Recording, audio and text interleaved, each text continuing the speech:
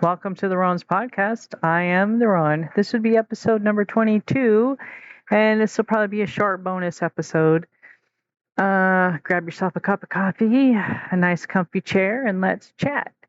A few weeks ago, I tried to do a video episode, and all that would upload was the audio for some reason. And I know what it is. I found out the technical issue. The frame rate of the video was not up to specs for Spotify. So I'm trying to figure out how to change the frame rate of my camera. If anyone who is listening knows how to do that, please drop me a comment, please. And maybe you can help me with that. I don't have the world's most up-to-date computer, but maybe you could help me with maybe either finding a program or how to change the frame rate on the camera. But during that episode, I was telling you about a picture that I was trying to draw using the charcoals that was given to me as a gift, and I wanted to gift the people back a picture using those charcoals. And I did. I wanted to update everybody on that, and waited with bated breath, I'm sure. But I was originally wanted to do two vines intertwined together with the verse on there, but I chose instead to do a cross with a grapevine kind of wrapped around the cross, and up above the cross and down below the cross, kind of like an arc. I did put like half the verse, so for he is able to, and then graft them back in on the bottom. I have not got a frame for it yet. And I had to find some fixant for it because when you draw with charcoal, you have to have a fixant sprayed on it to keep the charcoal from going everywhere. And since I couldn't afford the fixant that they had at Walmart, I ended up buying some cheap hairspray at my work.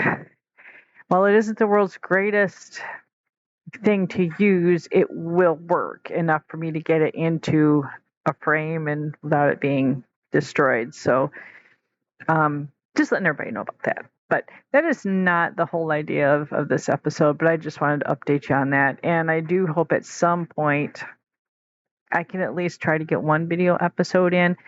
I'm thinking I probably have to use my cell phone camera instead of my computer. I just don't like the recording quality, but we'll see. Well, and I do have my other camera, my really good camera. I could probably do that. But anyways, I'm rambling. Sorry about that. At some point. I'm not in a hurry, though, to do it because I am, at the moment, trying to figure out the tech issues to get my interview with my professional on here. So either we will be recording that on Wednesday via the phone. I'm hoping I got the right program on my phone so I can do that. If not, then it'll probably be another week or so before, maybe 2 weeks before we can actually get together face to face. And at that point, we'll be face to face at a restaurant using the recording off my phone, just the regular phone recorder instead of through the phone recorder. I think you probably get what I mean. Anyways, so we'll see what happens. So look for that within the next couple of weeks. I am super excited. It's kind of sciencey, but I will give you a hint. It does go along towards, well, I already said this before, human behavior. And there were 2 studies done, and it's interesting. It's really interesting.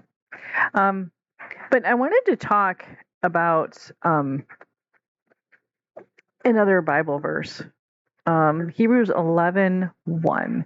Now, faith is the substance of things hoped for, the evidence of things unseen or not seen. Depends on what version you look at. To me, that has been one of the verses that have stuck out to me for many, many years in my life. Faith is the substance of things hoped for, the evidence of things not seen. Hebrews 11:1, and it's I think it's a very meaningful verse. I think it's very meaningful right now in our daily lives, in our world today. And no, I'm not getting into political stuff. I'm just saying it's just, I think it's important. Faith is really important.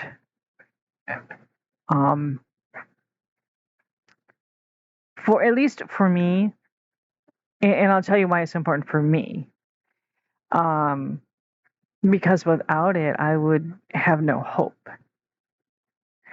I would be so lost. I would be like, there would be no point in anything if I didn't have faith and believe that what I can't see isn't real. Like,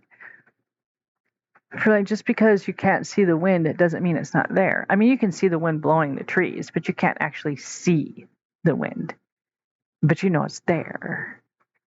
You know, the wind does affect things around you. And it's like, for me, I may not be able to see God, but I can see God affecting the things around me.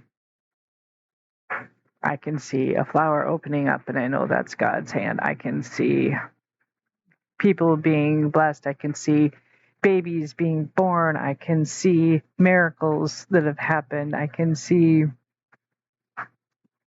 just the beauty of a sunset or the beauty of a sunrise or the sparkle of the snow.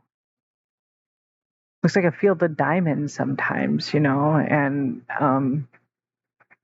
just things like that. Those are all God's handiwork. And because I can't see God, I can see these things, and I know God is there. And it's the hope of his promises. God has promised us a lot, and he does not fail. And he loves us. And I am so sorry. There goes the pack. I must have company in the yard. My husband's out in the yard working on my truck. And he's fixing it. And part of the reason why I wanted to do this was because the only reason why we made it home today, I know it was God watching out for us, because we had like a quarter of an inch of our drive shaft was held on by a quarter of an inch. And my husband just happened to look at it after we got home, and he's like, "Oh my gosh, if this thing would have fell apart, it would have been bad." And so we had rushed into town, and we got the parts and stuff, and he's out there fixing it right now. And apparently my father-in-law must be in the driveway because the dogs are going nuts. But I really feel like it's God's unseen hand holding on to that, because he said if he had known it was like that, we would never have gotten in that vehicle. We never would have drove. I mean, we drove 45, well, it's like 35 miles to church and 35 miles back. And then he went out and he checked it. And we had been driving on it like that we knew something was up, but we didn't know what. And we'd been driving on it for a few days. And then he finally, had the chance to go look at it. And he's like, he doesn't understand how we made it even that far. So I told him it was God watching out for us. And I believe that it was like the unseen hand of God holding that together, because my husband showed it to me after he took it off so he could fix it. And I mean, I don't understand how it was even kept together, and the way that it would have fell off. It would have, like most U-joints, if they fall off, usually in the back, and so they would just drag. Well, it would have went off in the front. And if it would have went off in the front, my husband said it would have flipped the truck. It's just amazing that it held together, and we drove with that truck making the noise that it made for a while.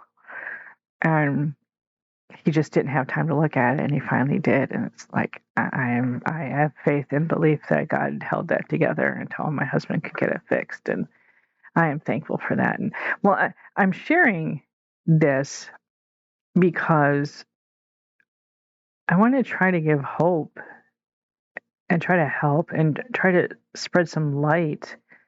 Again, like I said, I'm not getting into political stuff, but just the way that the entire world seems right now. It just seems like we all could use a little bit of kindness, a little bit of light to shine. And I had another podcast episode where I talked about the threads of hope and how me just holding on to one little thread of hope, I could anchor onto that and that's what Bible verses are to me. Just reading my Bible is to me. Yes, it can be a single verse or whatever, but just the whole Bible to me is a big anchor. And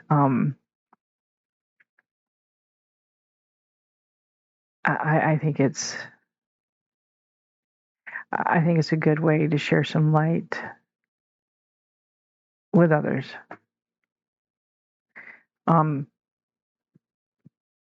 And it is the evidence of things not seen. So thank you all for stopping by and chatting for a little bit. And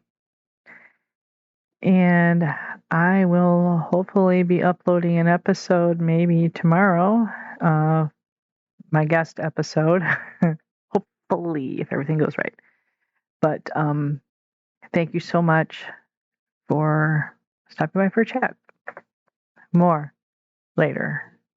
Bye.